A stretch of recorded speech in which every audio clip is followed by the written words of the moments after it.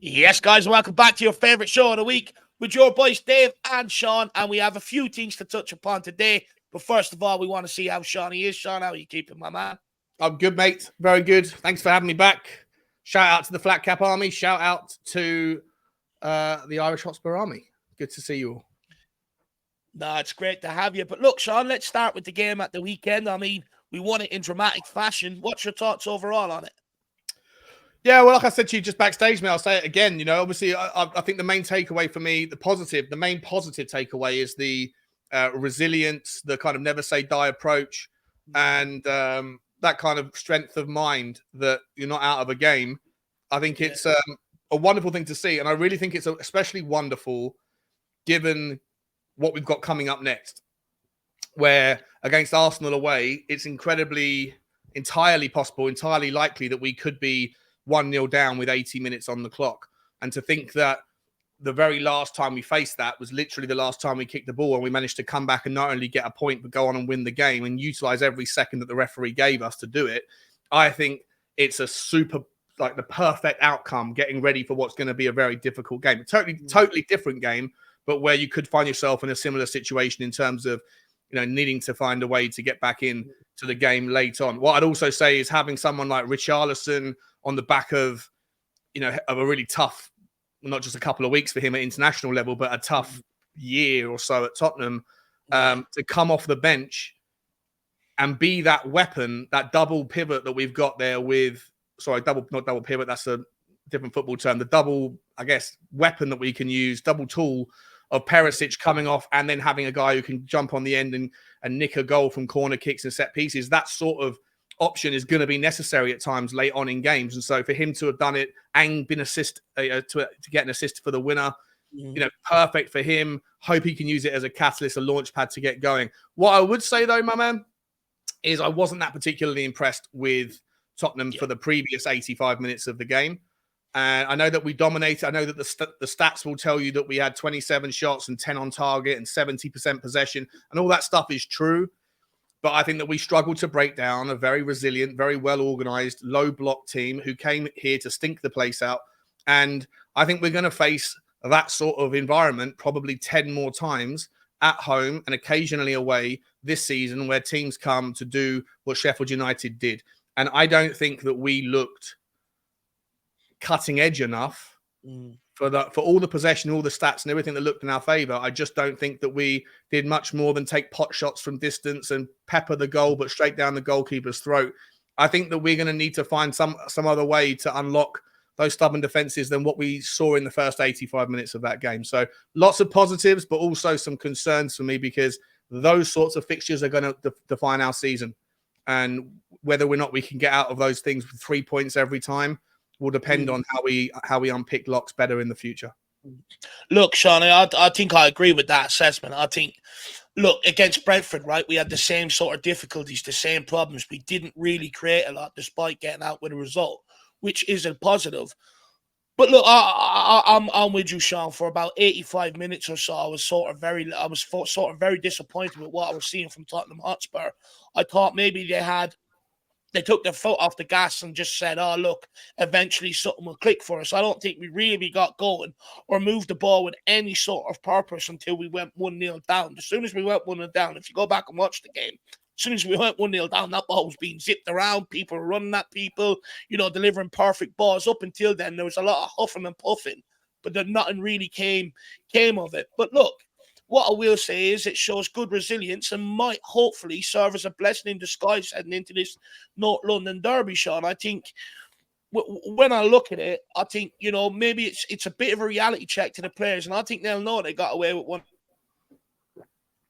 Know that as well, and hopefully it sends them into the North London derby still full of confidence, but also with that fire in their belly, knowing that they can't have an off day in the Premier League. But look, Richarlison coming off the bench was the game changer at the end of the day. You know, having that forward in the box that wants to scrap for things, that's scrappy. It came off for us. I thought we struggled to get him into the game, but also I thought he struggled to get into the game as well. But when we brought on Richarlison and we had that presence in the box, it changed things, and I'm absolutely delighted for Richarlison. But you know, the camaraderie after the game, seeing everyone enjoy themselves. And this is what football's about, moments like this. And I would argue that most, you know, teams that have hopes of title aspirations grind out these wins. And in years gone by, I've sort of gone mad at Tottenham because I felt in games like this we just accepted our fate. You know, when the referees were against us, things were being dirties against us, and we always knew they'd go on to make a goal. We just sat back and were resigned to fate and allow it to happen. This time we didn't get the look of the referee. We didn't get any decisions going our way, but we went out there and found a way to make it happen. And that's what I was most proud of, because before we'd be moaning, we'd be blaming referees, this, that, and the other. And I've always said, sometimes you're going to have everything against you. The true measure of a team is how they stand up, fight against it, and find a way. And we've done that at the weekend.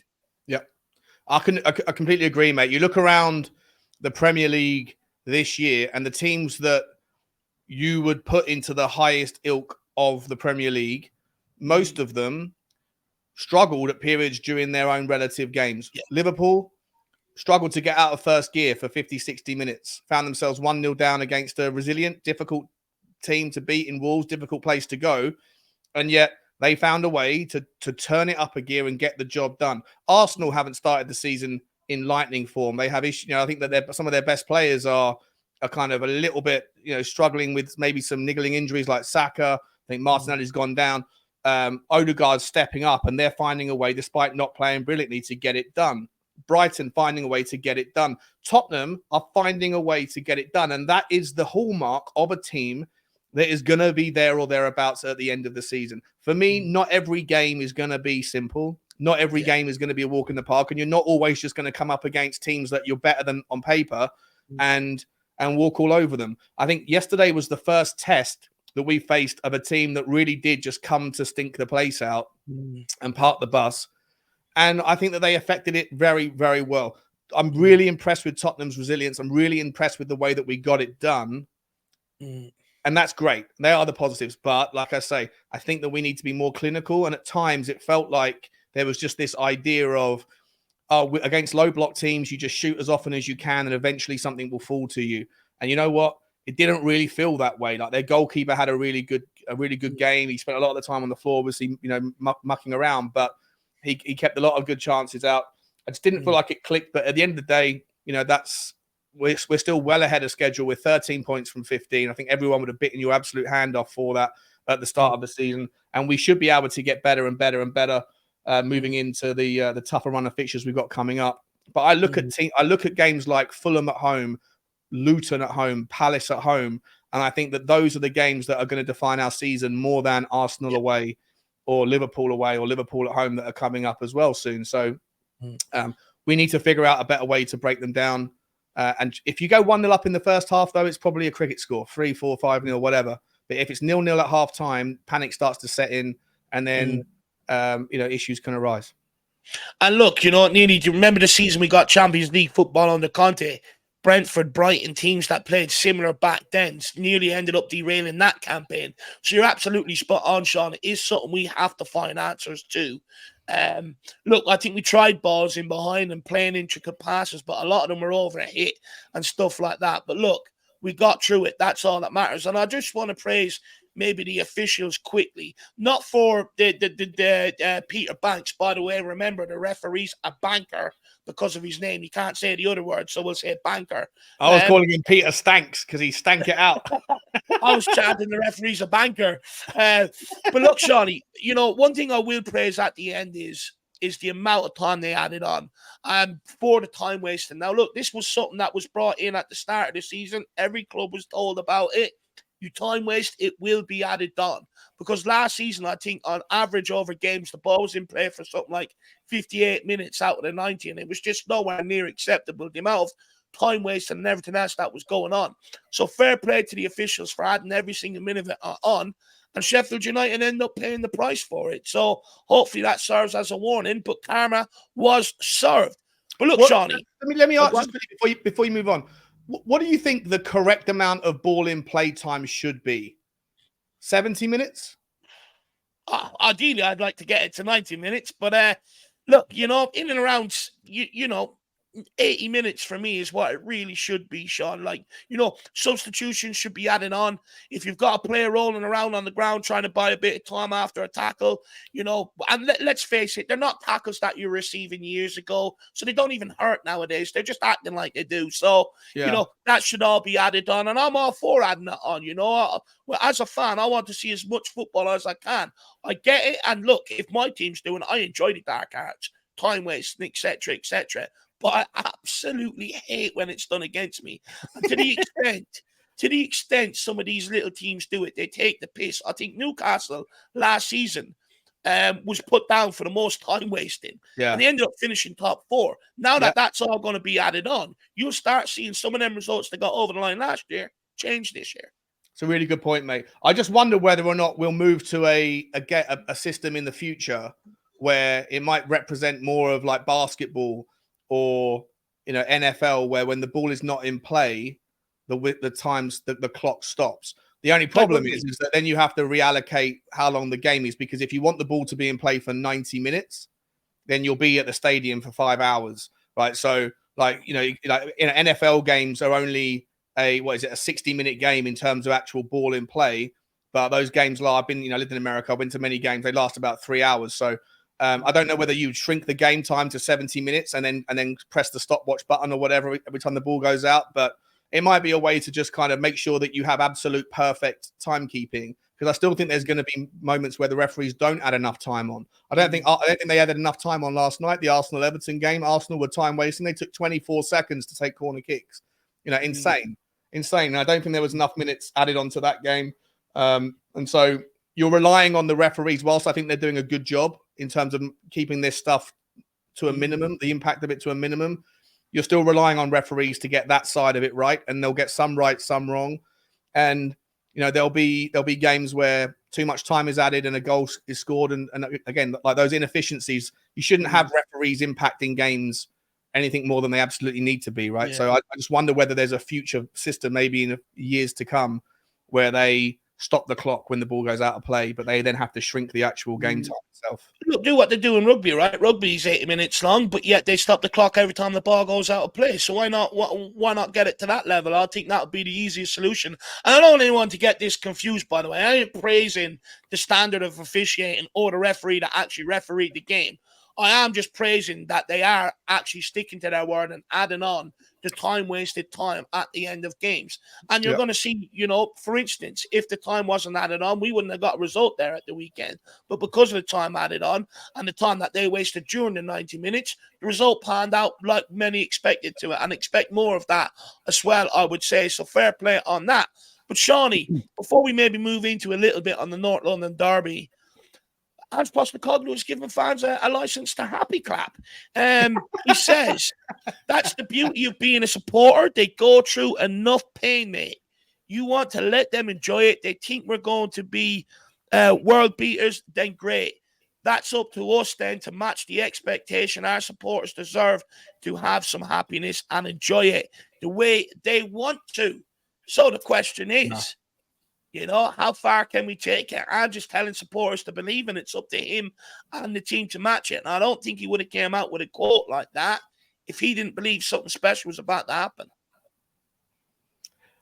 Look, okay, like there's the emotional side. Like I try to divorce my emotions from sort of ideas sometimes. The emotional side of me is going, I can't believe he said it. Yeah, let's get behind it. Let's dare to dream, dare to believe. At the same time, if you give people license to think what they want and to create their own reality, then you also create future environments where you have meltdowns and tantrums and overreactions because people have set their own bars in their own head of what is possible. And I think that the two, I think that it's great that he's saying it. It's great that he's saying, of course, it's a football game. It's something you should enjoy. So if that means that you want to believe that we're winning the league, then go for it. Where I think he's maybe being a little bit naive is possibly saying it's therefore up to us then to then match it, because there's variables outside of your control that are dictating the shape and the structure of competitiveness in the league. You know, things like foreign money, things like how good other teams are creating chances. There's other things that are out, and I see it all the time with when people reflect on like the lack of trophies, that kind of Levy debate, and the ultimate end goal of people that are frustrated with Tottenham Hotspur is the lack of trophies. And most of the time when we go through those debates, the one topic that's left off is the third party variables. Like, what is other clubs doing that are changing the competitiveness? People look at Tottenham through a vacuum and think it's all about what Tottenham do, and it's not. And so I feel like when you give people the license to set their own expectations, you're also giving people the license to set them at unreasonable levels. And I think that I don't know how I feel about it. Really, I would have liked him to have said, if you want to go for it, go for it. You know, enjoy it. But listen, it's not as simple as that. So, you know, be prepared. If you set them up here, then sometimes we're not, you know, whatever. But when you say, yeah, if you want to put them up here, then do it. But it's up to us then to make sure that we do our job. I find that a little bit kind of, it's just, I think, maybe naive, because maybe he doesn't know what Tottenham fans are capable of in terms of setting unreasonable expectations. Well, I mean, look, it certainly feeds into my delusion. And, you know, all I needed was permission, Sean. That's all me and Jack needed, and we've got it. But look, in all seriousness, right, when it comes to them quotes, my man, I think it's refreshing. I think for the last, 3 to 4 years, we've been told why not to expect things, and we've been told about the quality of other squads, the depth of other squads. I think it's refreshing to be told to expect, and I absolutely love that he says, as a fan, you have a right to dream. And basically, the club motto, to dare is to do. And it's now up to the players and the manager to match our expectations. And I absolutely love that, because look, as a supporter, I'll go into every season believing that we can do the impossible, and I'll find ways and reasons why we can do it. Believe me. And I just think it's absolutely refreshing to be like, do you know what? Dream big. And it's up to us to match it, because dream though, Postecoglou, he will match it. He will match it, whether it be this season or next season. He's going to match that dream, Sean. See, this is what I'm talking about, mate. Right? Who's winning the league this year? Manchester. Are you going to say Manchester City aren't going to win the league? Yeah. They've got off to a great start. They're gonna win it. Right? They've got world-class players in every position. Tottenham are one injury away from one of 4 or 5 players from having vulnerabilities, and he's saying it on the back of an undefeated start to the season.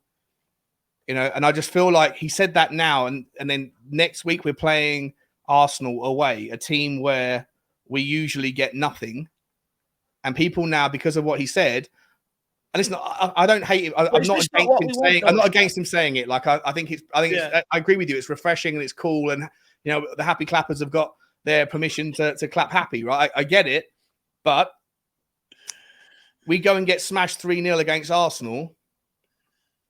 There's going to be a meltdown now, isn't there? A bigger meltdown, because everyone was given permission to think we were going to beat them 7-0. Because some people think that that's possible. Because I've been given permission to think that's possible because the boss has said so. Do you know what, though, Sean? But is this not where we want? Is this not what we wanted from a manager, though? Under Conte, people bemoaned, and not just Conte, Jose Mourinho as well, and to a degree Nuno, right? People bemoaned the decisions they were making, how bad they were talking about the club in public, as in we can't achieve this, the quality of players, this, that, and the other. And look, we all criticised them for saying it, out in the press.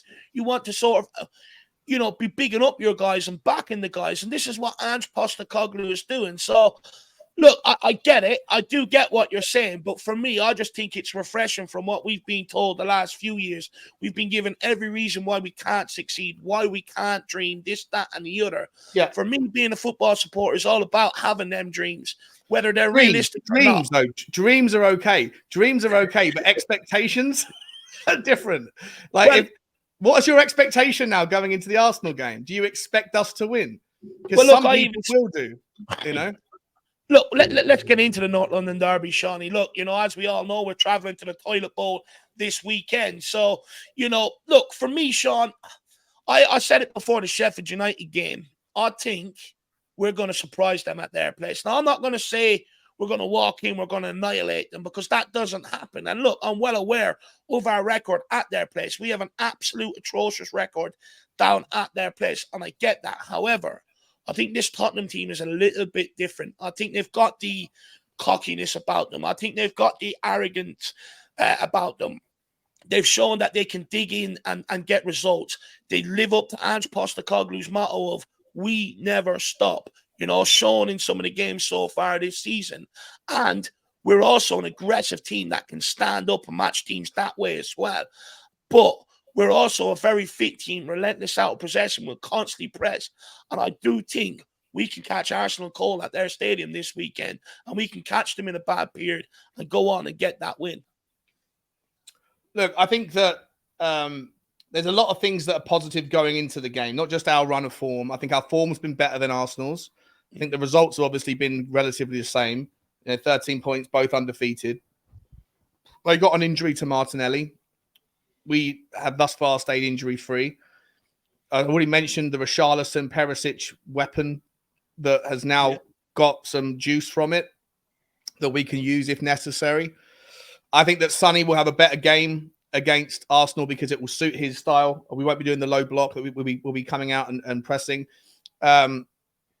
And I think, Arsenal have got a big game and they've got to play PSV on Wednesday, right? So you don't know what's going to happen there. Are they going to pick their full strength team? Is there going to be injuries? Will there be tiredness? I think they're going away. I think PSV is away. So not that it's a long way to travel, but, just all those little kind of minor little, disruptions, distractions, whatever. It all gives us a little bit of an edge. We've got 7 days to prepare. So there's lots of reasons to think that this is our best chance in a long time. I look at Arsenal and I think they have as much talent in every area of the pitch as we do. I think it's very difficult if you were to pick a combined 11 right now. I think it's difficult on who you would pick in a lot of those positions. The classic one would be Maddison over Odegaard. Maddison is one of the best 10s in the Premier League. Odegaard looks like an absolute talent, an absolute beast. And it's going to come down to individual performances on the day and whether or not Arsenal are going to finally kick into gear. If we see the same version of Arsenal that we've seen for the first 5 games of the season, then I think that Tottenham have got a really good chance, to your point, to catch them cold. However, Arsenal always start really hot in both halves, and Tottenham have not shaken off. The one thing we haven't changed is our slow start to both halves of football. We always seem to be under pressure in the first 5 minutes, and Arsenal are one of those teams that go from the word go. So if Tottenham can fend off the early pressure, I think we'll build into the game. I've never been more torn on what the result's going to be. Usually I just say, we're going to lose the game away probably. This time round, I'm more inclined to think that we're going to get something out of it. I wouldn't be surprised if any of the 3 potential results happen, but I don't think it's an easy decision, an easy kind of prediction to make. I think it will come down to what happens on Wednesday, how prepared and how energized and how ready all the individuals are. And you can never predict that. That's going to be how they feel on the morning. Did they sleep well? Are they up for it? Are they pumped? But yeah, look, I think that there is a different Tottenham, and I agree with you. And I think those little things, like just not to go back to the Ange comments, but I do think that those things are important. If you're making those sorts of comments in public, what sort of other cool things is he saying? Because he always seems to have the perfect thing to say for every question, whether he's caught off the cuff or whether he's prepared it.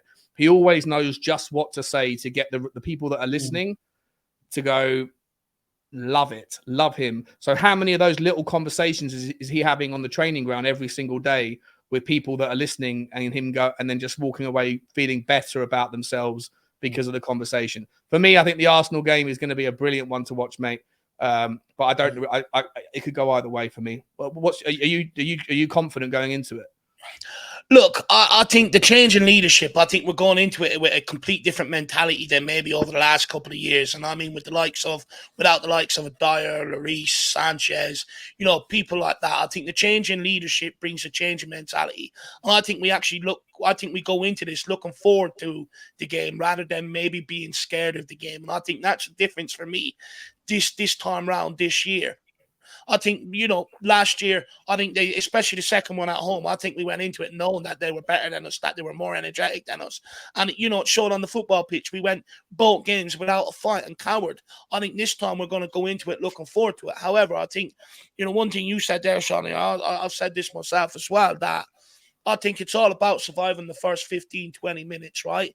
Their crowd, they're going to be up for it. It's going to be boisterous. It's going to, it's going to be a cauldron, that place, and it's going to be a cauldron of hate towards our players for the first 15, 20 minutes. And Arsenal will start off light and electric. And they are going to look to catch us cold inside the first few minutes. And I think for the first 20 minutes, we might be a bit nervous. You might see a few misplaced passes here and there due to nerves. But if we can regain our composure like we did against Man United, I think if we get through that 20 minutes unscathed, I think we go on to win that game. Wow.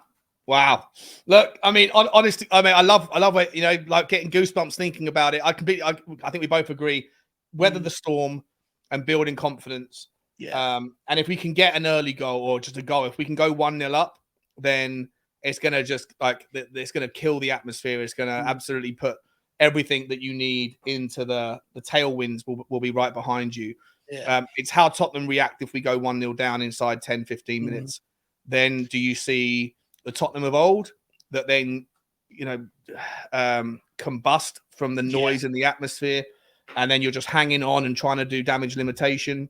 Or do you rally? And I think that this year Tottenham's team are a rallying team. I don't think we lose our heads. Our heads don't drop. And I think we've got options off the bench, which I think we haven't had for a long time. We've got versatility. We've got, you know, different players. We can go in different directions. You know, and the only thing I worry about as well is if there's going to be some stupid decision from a referee where they're going to feel the pressure of the kind of the chamber. And you know, last year we gave away the red card. Emerson Royale got sent off. I don't think he should have been. Still don't think he should have been. You know, one little decision can just completely disrupt the game. And in those sorts of environments, it usually doesn't go your way, does it? It usually goes the home team's way. And so I just hope that there's nothing like that. I want the referee and all that stuff to be as far away from any controversy as possible. Yeah. No silly penalties, no cheeky, ridiculous VARs.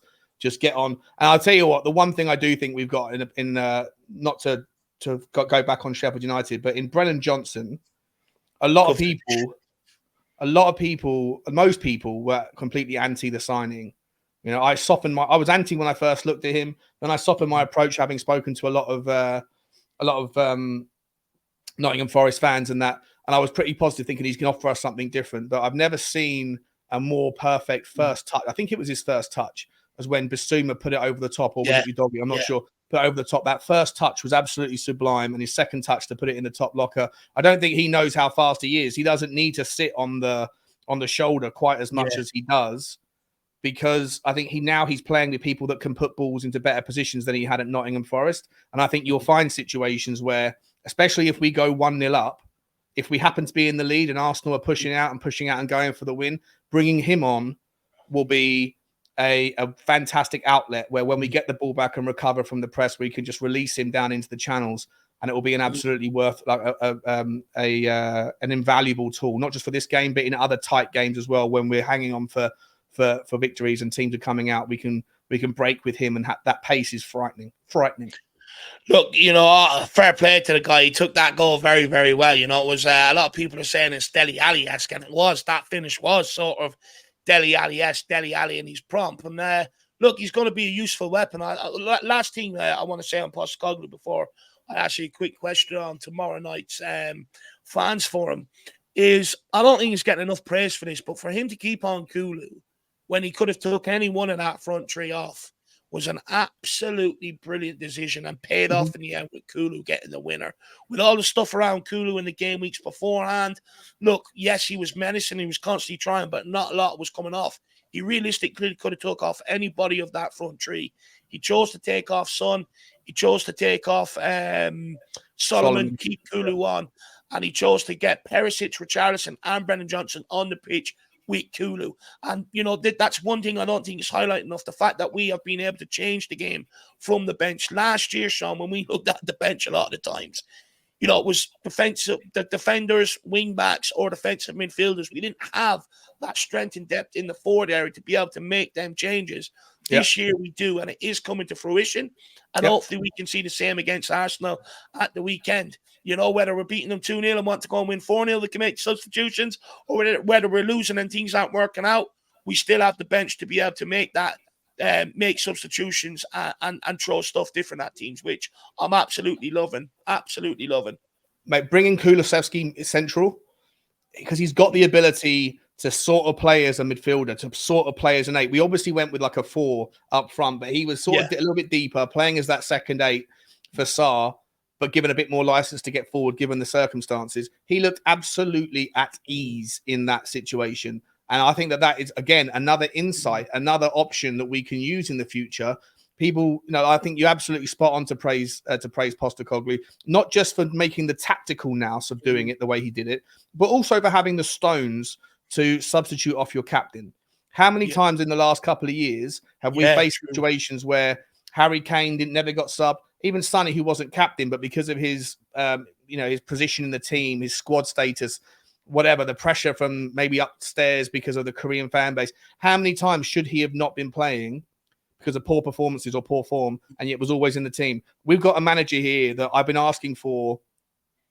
Well, we've got a manager here that is prepared to play the role that I've been asking for 2.5 years of doing this stuff with you. Is meritocracy first, right? If someone's playing badly, it doesn't matter who they are, doesn't matter what armband they're wearing, it doesn't matter what role they have in the team. If they're not right for the current situation in the team, you take them off and hopefully they'll understand. And Sonny was absolutely fine with it, took his armband off, threw it, I think, to Maddison, right? And then and he ran off the pitch and everything went well from there. So, yeah, kudos to him for reacting well to it. Kudos to Postecoglou for having the tactical nous and the stones to make those tough decisions. And again, mate, I think it's brilliant because it shows you that the best decision for the football team will be made rather than the best decision for the individual or whatever else, which I think is a really refreshing thing to see from Tottenham right now. Absolutely. And I think, look, another discussion we'll have to have another day is against these low block teams.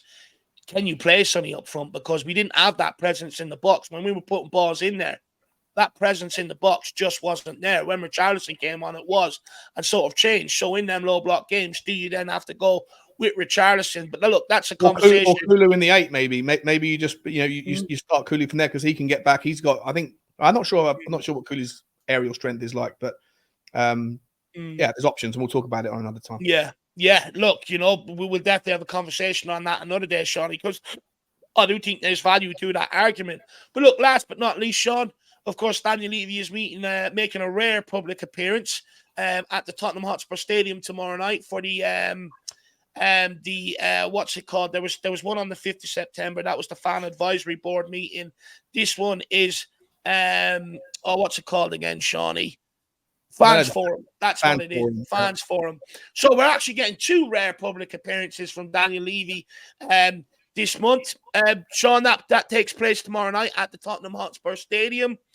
Is there anything you would like to see answers to? Maybe clarification around the opening of the season ticket prices, or the clarification of, the decision behind selling Harry Kane, or the vision of the football club? What would you like to see come out of it, or do you even think we'll see anything really come out of it? Is it more just sort of lip service and capitalizing on the good times while we're winning?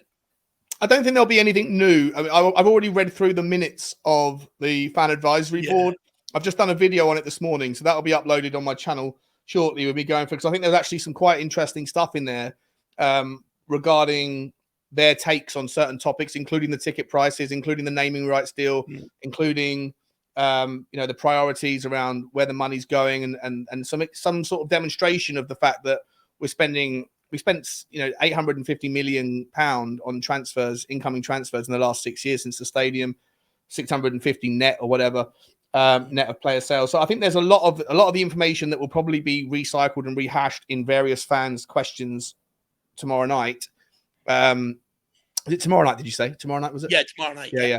I think a lot of it was already kind of probably answered. I'd be surprised if they haven't somewhat vetted some of the questions. I'd be surprised if there's going to be, too many like real daggers thrown from certain areas of the fan base. But I don't know. We'll find out. What I would say is that the fan advisory board, I wasn't expecting anything new in there at all, or anything that was really surprising. And I actually went through it, and like I said, I've done a video on it that I think there was actually some quite interesting stuff in there that I wasn't expecting. Manifesto he handed out to everybody behind the scenes at Tottenham was interesting, I thought.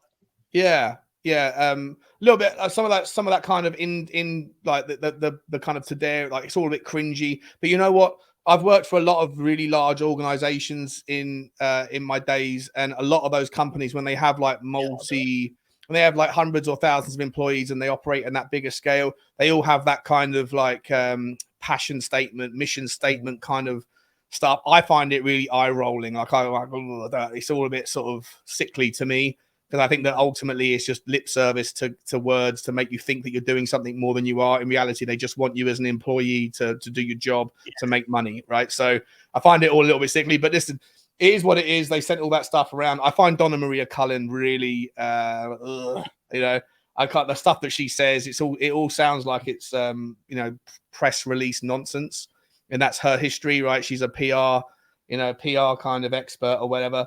And I kind of read through. I can see all through that stuff. I find it all very transparent and worthless. But I did think the fan advisory board stuff was interesting, and I'd imagine that they're not going to say anything more than what they said in that. So it'll be a lot of repetition. In terms of anything they might ask, I think that I'd like to know more about. I don't think they'll say anything, but I'd love to know what the deal is with the director of football. Is Paratici still involved in the club? Is he likely to be continued to be involved in the club? What happens in a world where he isn't and another director of football is hired? Does that person then have carte blanche to change the direction? If he does, then what sort of disruption does that look like? And if he doesn't, then what's the point of hiring a guy who doesn't get to shape it his own way? Like, so there's like sort of conflicting and contrasting kind of questions in my head, and that is why I somewhat land on the argument that I'm with you, Dave, that I think we should probably wait it out and hire back Paratici, because everything that he's been doing, at least with regards to Tottenham Hotspur, these things take time, but seem to be starting to yield some sort of dividend. And to then give someone else the reins who doesn't want to do it Paratici's way would disrupt all that. To give someone else the reins that has to continue in Paratici's direction, doesn't have his own ability to stamp his own authority over it. So for me, I feel like the easier solution is just to probably wait for Paratici, So I'd like to know some clarification on that, but I don't expect they're going to say anything. I don't think they will say anything, because I think the moment they do, I think there'll be an investigation opened up straight away into it. So I don't think they're going to put themselves in that situation. But I do want clarity around the future. What's the direction? Where are we heading? What's the future plans in the next couple of windows to be able to fill out this squad and get rid of and cut rid of, deadwood players? I do want to know what the future looked like. So it'd be interesting to see what questions get put to Postecoglou. No doubt we're going to get some absolute cracking answers from there. Also, I believe Sonny will be up there front and center as well. So I think, I'd probably get a few questions as well. But look, it'd be interesting to see what comes out of it. Look, we're under no illusion. We understand that Daniel Levy is only doing this because times are good. The last 3-4 years, I said this on your show last week, Sean, that a strong leader comes out in them times and has these meetings, doesn't shy away from it or doesn't hide away from it. But look, hopefully now this can be used as a springboard going forward to open that lane of communication and see. But look, quickly, last thing, Sean. Just last thing. We don't need to be long on this. As a Dyer stan yourself, he's back in the squad. He was back on the bench the other day. You must have been absolutely buzzing. He's holding on to it for dear life. I don't know where this Dyer stan thing comes from. You know what? I'll play the game. I think he was right. How do I say this quickly? I think the only thing I want to see from a football squad is that the best man for the job has a place on the squad list, right? Yeah. If there's any rationale as to why that Eric Dyer was excluded and someone else was included, that didn't happen to be that he was the best man for the job and it was some other politics that was being employed, then I'd have a problem with it. Our meritocracy, mate. That's what I want. I want everybody in life to deserve or to get what they deserve, good or bad. If you're a bad guy, I want you to get your karma. If you're a good guy and you work hard, I want you to get your rewards. And that's how I live my life. And I think that meritocracy is the most important thing. If Eric Dyer is the best man for the job, for a place on that bench, then I'm glad he's there. If someone else is, then I want them there instead. That's it. Well, look, Ashley Phillips will be playing tomorrow night, I hope, against, is it Cambridge United? I think it is Cambridge. Colchester, sorry. Colchester, the team that knocked us out of the League Cup on penalties under Pochettino. So we owe them some retribution, and you'll get to see, hopefully, how good Ashley Phillips is there, Shawnee, and then you can make your decision then based off of that. But look, guys, that's it from myself and Sean. Please get your comments in below on everything we've discussed here today with your thoughts, your opinions on things. And also anything, you guys are not doing this, but anything you want to see me and Sean discuss in future, put it in underneath the comment section. I'll go back and look under every video before the new one, and you haven't put anything in. So this is all about stuff you want us to tackle. So get them in there, and we'll get them discussed. But that's it from us. Smash the like button. If you're new, smash the subscribe button. And last but not least, sorry, Shawnee, we forgot, but your interviews at the Spurs Stadium, if people want to get involved, where can they find you? Yeah, guys, if you do go to the games, and I mean, it doesn't matter what slot, what stadium or stand you're in. If you do want to participate and you want to come over and get your thoughts, obviously you might have seen them on my channel. I did the first 3 or 4 after the Sheffield United game. That's going to be a regular thing for all the home games. Come out of the South Stand bar, the long bar at the bottom, but before you actually leave the entire stadium enclosure, when you're out in the little area where the kind of food stalls are and the other beer stands are, if you look right, if you come out of the stadium, the South Stand, and look to the right, then you'll see on the far side, you'll see a load of blue, kind of like a blue, I guess they're called like temporary buildings or whatever, but they're toilets basically. And over there in the corner, you'll see me. I've got a little spot where the camera will be up against the blue building facing outwards, and that's where I'll be interviewing people. So if you do want to participate, get your thoughts off your chest for next time. I'm not just going to be asking what happened in the game, but I'm also going to be asking you 3 or 4 different questions about other things that I'll be able to put together into like nice kind of cool collabs for the following week. So love you to guys come over and see me over there. And of course, I'm also at the Spurs Talk Show if you want to see me for other stuff during the week. Appreciate you, Dave. I'd absolutely love to see people that have, watched myself, Jack and Shawnee for quite some time. Get onto them, have your say. I'm looking at likes of Faz Radfar, Wayne Bonner, people like that who go to the games. I want to see you over there doing interviews with Shawnee after the game. And those who are new and don't know who Sean is, which I find hard to believe, get over to Spurs Talk Show, smash that subscribe button. Check him out. He's well on his way to 20K now. I think reached over 17K there now. He's on his way to 18. So get over and be a part of that journey. But look, that's it from us. I'll see you back here later on tonight for the fan show. Also watch along for that under-21 game versus Colchester tomorrow. And also look out. There should be a video coming out your way tomorrow called Top 5 North London Derby moments, iconic moments. So make sure you look out for that. We have Ben and Sim on for that one, and there'll be one of them dropping every single week on various different topics. But that's it from us. We'll see you back here later on. Come on, you Spurs. In the big hands we trust. We never stop. Everywhere we go.